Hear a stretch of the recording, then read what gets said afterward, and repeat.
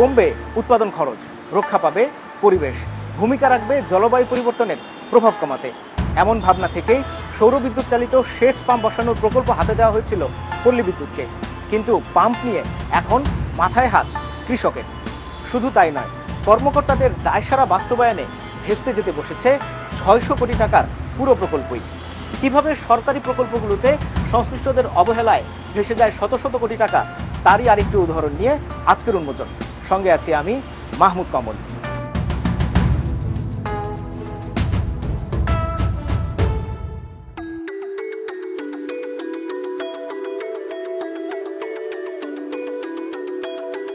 ঢাকার অদূরে ধামরাইয়ের মাঝারি কৃষক তুষার বছরে অন্তত ৩০ বিঘা জমিতে শুধু ধানই আবাদ করেন।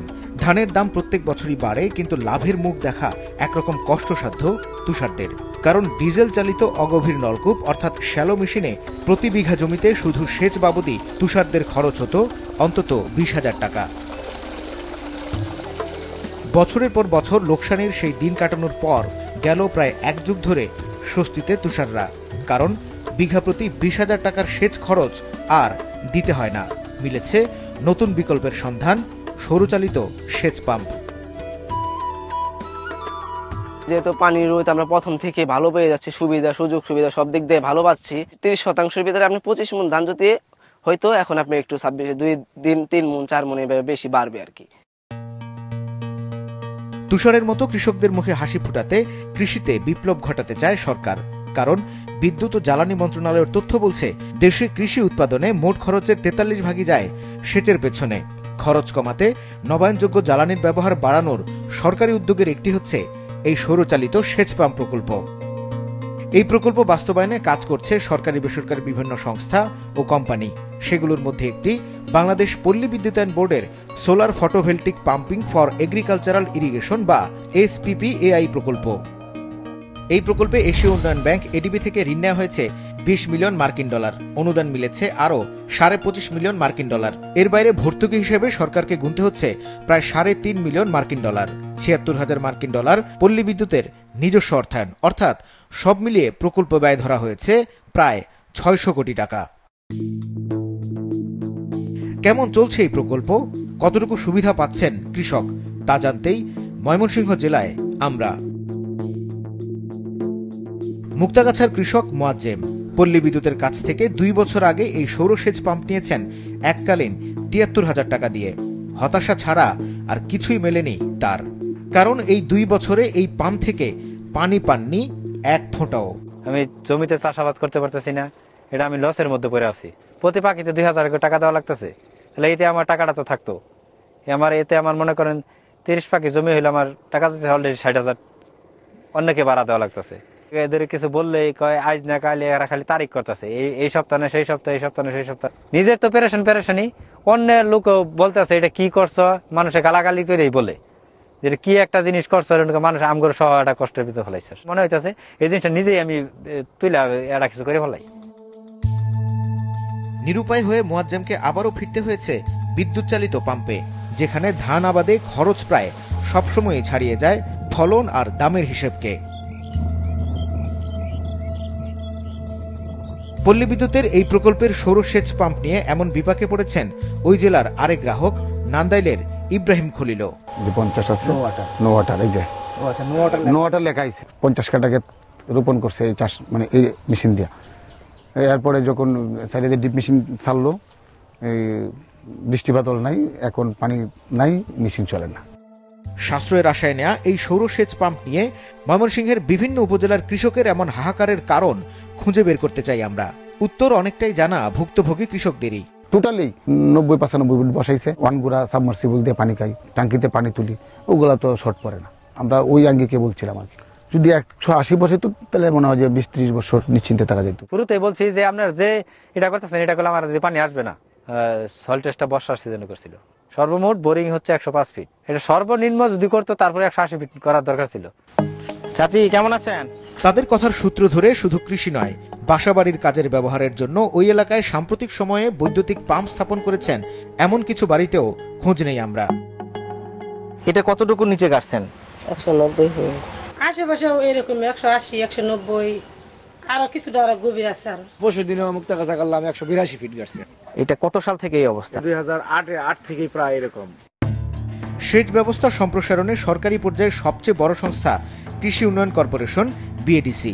ময়মনসিংহ অঞ্চলে পানির স্তর নিয়ে চুলচেরা পর্যবেক্ষণ করছে সংস্থাটি। তাদের আঞ্চলিক কার্যালয়ে গিয়ে এ সম্পর্কিত আরও বিস্তারিত তথ্য মেলে। হালুয়াঘাট, ভালুকা, গফরগা, নান্দাই, ফুলবাড়িয়ার একটা অংশ এবং মুক্তাগাছার একটা অংশ, এটা ধরেন গত 10 থেকে 15 বছরে 20 থেকে 25 ফিট নিচে নেমে গেছে। আমরা ডিপ টিউবওয়েলগুলি রিসিঙ্কিং যে এলাকায় করছি, এখানে আমার পুরাতন 80 ফিট হাউজিং ছিল, বর্তমানে আমি 170 দিয়ে করার চেষ্টা করছি। আপনাদেরকে যদি বলা হয় এই নীতিমালা এইভাবে বাস্তবায়ন, আপনারা কি সেটা পারবেন? না, এখানে অক্ষমতা 15।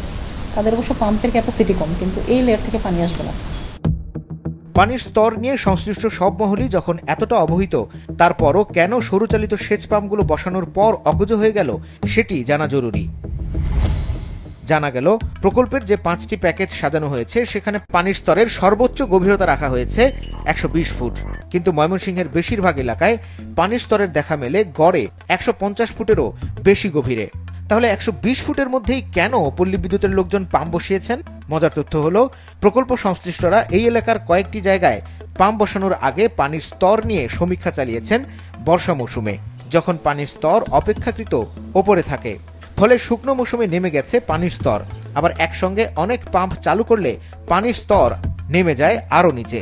ফলে বোরো ধান চাষের এই ভরা মৌসুমে পানি মিলছে না ওই এলাকার অনেক সৌর পাম্প থেকেই। পল্লী বিদ্যুতের প্রকল্প সংশ্লিষ্ট কর্মকর্তাদের এমন উদাসীনতার ফল শুধু ময়মনসিংহ নয়, ভোগ করতে হচ্ছে দেশের বিভিন্ন এলাকার অনেক কৃষককে। রংপুরের তারাগঞ্জ উপজেলার আশরাফুজ্জামানের সোলার পাম্প সেগুলোর একটি। পাম্প থেকে পানি উঠছে ঠিকই, কিন্তু পানির যে গতি তার চেয়ে বেশি পানি মেলে চাপকল থেকেই। ফলে অনেক দামের এই পাম্প দিয়ে সেচ দেওয়া তো দূরের কথা, আদতে কোনো দিক থেকেই লাভ হচ্ছে না কৃষকের। এই পরিস্থিতি চলছে গেল 2 বছর ধরে। ফলে সুবিধাবঞ্চিত 20 থেকে 30 জন চাষি। পাইপ স্থাপনের সময় আপত্তি জানিয়েছিলেন আশপাশের কৃষকরাও। 60-65 আছে, কিন্তু 60-65 হবার না। লেয়ার পাবার গেলে নিম্নত 115 থেকে 20 যাওয়া লাগবে।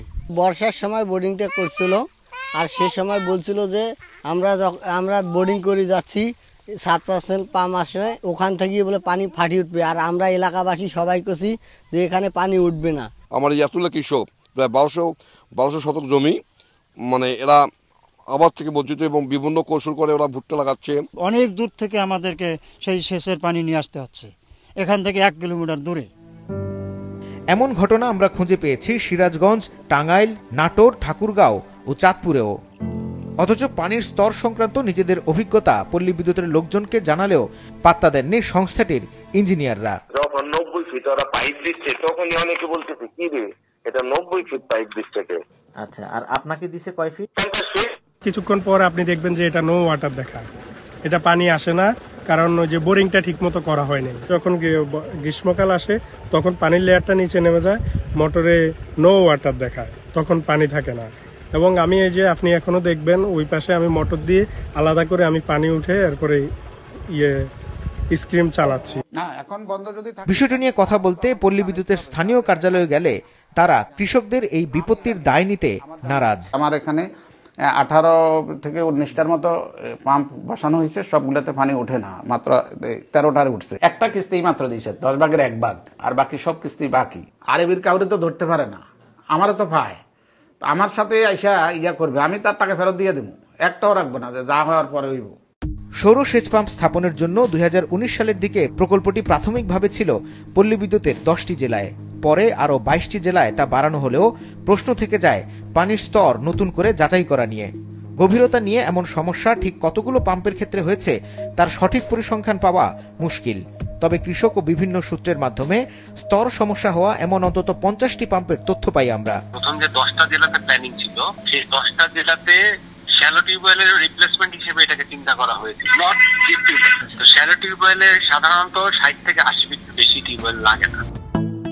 600 কোটিরও বেশি টাকা খরচ করে যে ভবিষ্যতের জন্য টেকসই একটি সেচ ব্যবস্থা গড়ে তোলার কথা, সেটি ভাবেননি প্রকল্প সংশ্লিষ্ট এই ব্যক্তিরা। মাঠের তথ্য যখন নিশ্চিত করছে গভীরতা নিয়ে এমন অচল অবস্থার কথা, তখন সরকার ও নবায়নযোগ্য জ্বালানি উন্নয়ন কর্তৃপক্ষ শ্রেডার কাছে অকেজো পাম্পগুলোকেও সচল হিসেবে দেখিয়ে প্রকল্প এবং নিজেদের সাফল্য হিসেবে দেখাচ্ছে পল্লী বিদ্যুৎ কর্তৃপক্ষ।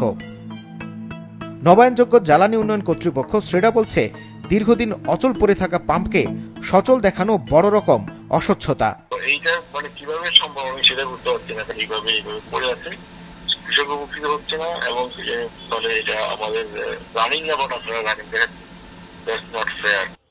ঠিকাদারি প্রতিষ্ঠান হিসেবে পাম্প বসানোর কাজটি করেছে বেঙ্গল সোলার। পাম্প বসাতে গিয়ে অনেক ক্ষেত্রেই পানির স্তরের বিষয়টি খেয়াল করেছে তারা, কিন্তু পল্লী বিদ্যুতের প্রকল্প সংশ্লিষ্টদের দেয়া নকশা ও চুক্তির বাইরে গিয়ে কিছুই করার ছিল না তাদের। তারপরও কৃষকের স্বার্থে কোথাও কোথাও নিজেদের খরচে গভীরতা বাড়িয়ে পাম্প বসিয়েছে তারা। কারিগরি যত বিনির্দেশ আছে এটা আরবি দিয়ে দেওয়া, আমরা শুধু ড্রয়িং ডিজাইন এলাকায় যে এটা ইমপ্লিমেন্ট করি, এর বাইরে আসলে আমাদের ভূমিকা নাই। 10টা অঞ্চলের ডিজাইন নিয়ে আমরা 32টা অঞ্চলে অপারেট করছি। 30-32টা সাইটে আমরা কিন্তু পাইপের লেংথ বাড়িয়ে দিয়েছি, অনেকখানে 3-4টা বোরিংও করেছি টাকা ছাড়া। আরবিরই প্রকল্প শেষ করতে হবে এবছরই। দেশের সব এলাকার পানির স্তর এক নয় এটি জানার পরও কেন এমন সমীক্ষা চালানো হলো? প্রকল্পের বাকি অংশের কাজও এভাবেই হবে কিনা এমন প্রশ্ন নিয়ে আমরা মুখোমুখি হতে চাই প্রকল্প পরিচালকের।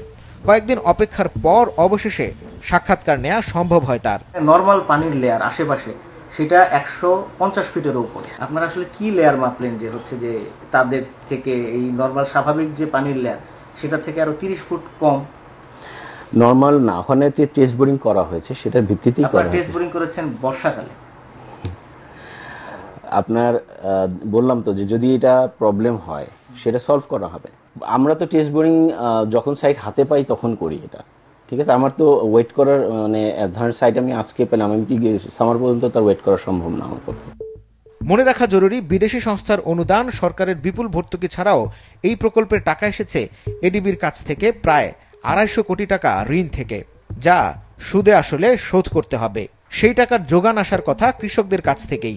এরই মধ্যে অনেক টাকা বেরিয়ে গেছে তাদের পকেট থেকে, কিন্তু সেচের পানি না মেলায় কৃষকরা নতুন করে এখন আর কিস্তি দিতে রাজি না। ফলে পুরো টাকা পল্লী বিদ্যুৎ অর্থাৎ সরকারকেই গচ্চা দিতে হবে কিনা সেটি নিয়েও তৈরি হয়েছে নতুন সংকট। অধ্যাপক ডক্টর শাহরিয়ার আহমেদ নবায়নযোগ্য জ্বালানি নিয়ে গবেষণা করছেন দীর্ঘদিন, পরামর্শক হিসেবে কাজ করছেন দেশে বিদেশে। কৃষকদের এমন দুরবস্থায় ভবিষ্যৎ সংকট নিয়ে উদ্বেগ জানান তিনিও। যে প্রান্তিক কৃষকরা যেটা বললেন যে ওনাদের যে কনভেনশনাল যে পাম্পগুলো আছে সেগুলো প্রায় 180 ফিট, সেই 180 ফিট জায়গায় যেখানে তাদের যে আপনার ডিজেল বেস পাম্পগুলো চলতেছে সেই জায়গায় কেন আমরা আপনার 105 ফিট বা আপনার 90 ফিটের পাম্প আমরা কেন ওই জায়গায় দিচ্ছি? এটা তো একটা কমন সেন্স যে এইগুলো আসলে ওই জায়গায় কাজ করবে না। যে এক একটা সোলার সিস্টেম কিন্তু আপনার 20 ইয়ার্সের জন্য আমরা বলি, কাজেই আপনার এই 1-2 বছরের মধ্যে যদি এই অবস্থায়, তাহলে 20 ইয়ার্স তো এগুলো থেকে তো আউটপুট আসবে না। কাজে আমাদের সিলেকশনটা ওইভাবেই করা উচিত। আর যদি ওই সমস্ত জায়গায় দিতে হয় তাহলে আমার মতে রিক্যালকুলেট করা উচিত। পাম্প যদি কাজ না করে কৃষক তো পয়সা দিবে না, পয়সা না দিলে তখন তো হচ্ছে যে আরবিতে এই পয়সাটা কালেক্ট করে আবার এডিবির ফান্ডটা আপনার রিফান্ড করবে, যার ফলে দেখা যাচ্ছে যে আপনার এখানে লোন তো একটা ডিফল্ট হয়ে যাবে। তো আমার মনে হয় যে এটা ইমিডিয়েট অ্যাড্রেস করা উচিত। আমরা হিসেব করে দেখেছি, স্তর জটিলতায় পড়ে থাকা 50টি সৌরসেচ পাম্প থেকে গড়ে সুবিধা পেত অন্তত 10 জন কৃষক। সেই হিসেবে সুবিধাবঞ্চিত কৃষকের সংখ্যা 500 জন। আরবির হিসেব বলছে এসব সৌরসেচ পাম্পে চাষাবাদ করা যায় অন্তত 18 বিঘা জমি। সেই হিসেবে প্রভাব পড়ছে প্রায় 1000 বিঘা জমির উপর। প্রতি বিঘায় সেচের পেছনে অন্তত 20,000 টাকা করে হলেও লোকসান দাঁড়ায় 2 কোটি টাকারও কাছাকাছি। কিন্তু টাকার হিসেব ছেড়ে অন্যদিকেও মনোযোগ দেওয়া জরুরি, কারণ এই প্রকল্প নেওয়ার পেছনে পরিবেশ সুরক্ষার বিষয়টি ছিল প্রধান ভাবনা। হিসেব বলছে প্রচলিত সেচ ব্যবস্থার কারণে দেশে প্রতি বছর কার্বন নিঃসরণ হচ্ছে 30 লাখ টন। এডিবি বলছে সৌরবিদ্যুৎ চালিত সেচে রূপান্তরের মাধ্যমে 2035 সালের মধ্যে তা 1/3 নামিয়ে আনা সম্ভব। কিন্তু প্রকল্প সংশ্লিষ্টদের অবহেলায় পাম্প নিয়ে এমন অভিজ্ঞতায় কৃষকরা আদৌ আগ্রহী হবেন কিনা সেটি এখন বড় প্রশ্ন। 60-70 মণ ধান পাইতো, এটা তো আর পাচ্ছে না। এই যে জমিটা করা পানি থাকলে এগুলো তো সব করা হইলে এই সিজনটা ফসল না করার কারণে 1000 মণ ধানের যে বাজার মূল্য এই টাকাটা লস হইতেছে। 2 সিজন আমার পাখিতে প্রায় 20 মণ ধান চলে যাচ্ছে। এশীয় উন্নয়ন ব্যাংক এডিবি বলছে 2035 সালের মধ্যে দেশের 13 লাখ ডিজেল চালিত সেচ পাম্পগুলোকে সৌরসেচে পরিবর্তন করতে পারলে সাশ্রয় হবে 25,000 কোটি টাকারও বেশি। কিন্তু নানা অনিয়ম, অব্যবস্থাপনা ও জবাবদিহিতার অভাবে কৃষক যে ক্ষতির মুখে পড়েছেন তাতে দিন দিন কমছে আগ্রহ। ফলে বিশ্লেষকরা বলছেন 2030 সালের মধ্যে 30% নবায়নযোগ্য জ্বালানি ব্যবহারের যে লক্ষ্যমাত্রা ঠিক করা হয়েছে তা আদৌ বাস্তবায়ন হবে কিনা তা নিয়ে তৈরি হয়েছে বড় শঙ্কা। 5 বছর মেয়াদী প্রকল্পের শেষ বছর এটি। পাম্প বসানো হয়েছে মাত্র 600। প্রশ্ন হলো, যে প্রকল্প কর্মকর্তারা 4 বছরে মাত্র 600 পাম্প বসাতে সক্ষম হয়েছেন, তারা 1 বছরেরও কম সময়ে কিভাবে 1400 পাম্প বসাবেন? পাম্প স্থাপন করা সম্ভব। আমাদের এখন যেটা ইস্যু হচ্ছে যে আমরা সাইট পাচ্ছি, কিন্তু আমাদের অনেক ক্ষেত্রে ওই সাইটের শেষ ছাড়পত্র লাগে। ছাড়পত্রটা পাওয়া গেলে দ্রুত কাজ শুরু করা যায়। কিন্তু প্রকল্প পরিচালকের এই আশ্বাস কতটুকু বাস্তবসম্মত? কারণ প্রতি মাসে গড়ে অন্তত 12টি করে 600 সৌর পাম্প স্থাপন করতে আরবির যেখানে লেগেছে 4 বছর, সেখানে এবছর লক্ষ্যমাত্রা পূরণ করতে হলে প্রতি মাসে গড়ে বসাতে হবে অন্তত 140টি পাম্প। এতগুলো পাম্প কোন এলাকায় কোন কৃষকদের স্থাপন করে দেওয়া হবে সেটি এখনো চূড়ান্ত হয়নি। এমন নির্মম পরিস্থিতির পেছনে পল্লী বিদ্যুৎ কর্মকর্তাদের চরম দায়িত্বহীনতাকেই দায়ী করলেন গবেষক জাকির হোসেন। মানে হলো যে সে যেন তেন বসিয়ে চলে আসবে, সে আলটিমেটলি দেখা যাবে যে হয়তো আবার এক্সটেনশনের কথা বলা হবে। কিন্তু আমরা যে টার্গেট নিয়েছি যে 2030-এর ভিতরে এনডিসিতে যে টার্গেট দেওয়া হচ্ছে যে সোলার বেস ইরিগেশন পাম্পের, সেই টার্গেটটা কিভাবে তাহলে অ্যাচিভ হবে এরকম যদি অদক্ষতা থাকে? যে যারা কৃষক অলরেডি অভিযোগ দিচ্ছে বিভিন্ন জায়গায়, তাদেরকে ডেকে নিয়ে এসে তাদের সাথে কথা বলা উচিত এবং সেটা নিয়ে জ্বালানি মন্ত্রণালয় না সংশ্লিষ্ট যারা কর্তৃপক্ষ আরবি সহ সবাইকে জবাবদিহিতার আওতায় আনা উচিত। আমরা কি দেখাতে চাচ্ছি যে আমরা এতগুলি পাম্প দিলাম, নাকি আসলে এই পাম্পগুলি দিয়ে দীর্ঘমেয়াদে আমরা জ্বালানি নিরাপত্তা একই সাথে খাদ্য নিরাপত্তা নিশ্চিত করতে চাই, সেটা কিন্তু আমাদের ফোকাস করা উচিত। জলবায়ু পরিবর্তন ও নবায়নযোগ্য জ্বালানি নিয়ে কাজ করা গবেষণা প্রতিষ্ঠান চেঞ্জ ইনিশিয়েটিভের এই প্রধান নির্বাহী মনে করেন, দায়সারাভাবেই বাস্তবায়ন হচ্ছে এসব প্রকল্প, যা ভবিষ্যতে আর্থিক অনুদান পেতেও তৈরি করবে বড় বাধা। নবায়নযোগ্য জ্বালানি রূপান্তরে আমাদের অদক্ষতার কারণে যদি ইয়ে হয়, সেটা তো নবায়নযোগ্য এটার জন্য দেয় না, কিন্তু বাস্তবতা তাই দেখা যাচ্ছে। আন্তর্জাতিকভাবে আপনি ইউরোপিয়ান ইনভেস্টমেন্ট ব্যাংকের 400 মিলিয়ন ইউরো, আপনি IMF RSF এর যে $1.3 বিলিয়ন, সেখানে একটা অংশ আপনি ব্যয় করতে পারেন। আপনি জানেন যে COP28-এর সময় এমিরাটস একটা $50 বিলিয়ন একটা ফান্ড তৈরি করছে। এত ফান্ড অ্যাভেলেবল আছে সোলার সিস্টেমের জন্য, রিনিউয়েবল এনার্জির জন্য, আমরা সেগুলো ট্যাপ ইন করতে পারতেছি না কেন? Only due to our inefficiency. কৃষি উৎপাদনে খরচ কমিয়ে আনার এই প্রকল্পটি শুধু জ্বালানি কিংবা বিদ্যুৎ সাশ্রয়ের জন্য গুরুত্বপূর্ণ নয়। বিশ্বজুড়ে বিকল্প জ্বালানির উৎস হিসেবে সৌর বিদ্যুতের যে উপযোগিতা, সেটি বাংলাদেশেও কার্যকরভাবে প্রয়োগের সফল উদাহরণ হতে পারত এটি। কিন্তু পল্লী বিদ্যুতের এই প্রকল্প সংশ্লিষ্টদের অবহেলা ও অদক্ষতায় সেই সুযোগটি নষ্ট হবার পথে। কারণ মুখ ফিরিয়ে নিচ্ছেন অনেক কৃষক, বড় আর্থিক লোকসানের মুখে পড়তে হচ্ছে রাষ্ট্রকেও। বছরের পর বছর ধরে অগণিত সরকারি প্রকল্পে জনগণের টাকার সীমাহীন অপচয়ের এটি একটি দৃষ্টান্ত মাত্র।